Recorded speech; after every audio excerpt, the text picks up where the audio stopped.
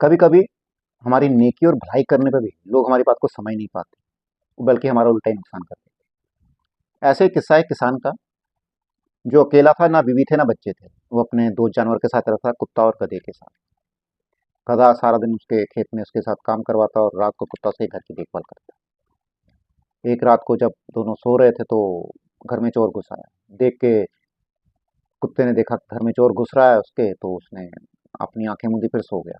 ये सब माजरा गधा देख रहा था। उसने जोर से अपने कुत्ते को बोला कि भाई तुम उठाओ, और तुम्हारा काम है भौंकना। तो कुत्ता उसकी बात को इग्नोर कर देता। गधे को गुस्सा आ जाता है कि यार ये तो काम गलत है, मेरे मालिक पर आ रहा है, मालिक कल के पास वैसे भी कुछ नहीं है, और वैसे भी इसका सामान लेकर तो और बड़ी मुश्किल हो जाएगी।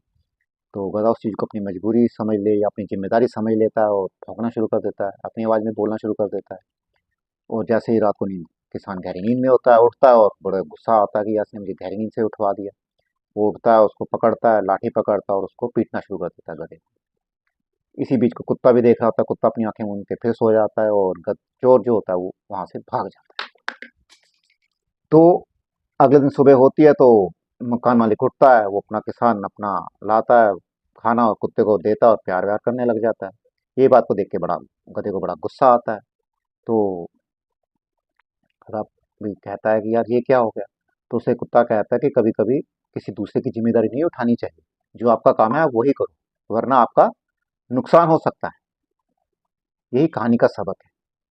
कभी कभी हम नेकी करते हैं और लोग समझ नहीं पाते, और उसका बदला हमें नुकसान के रूप में दे देते हैं।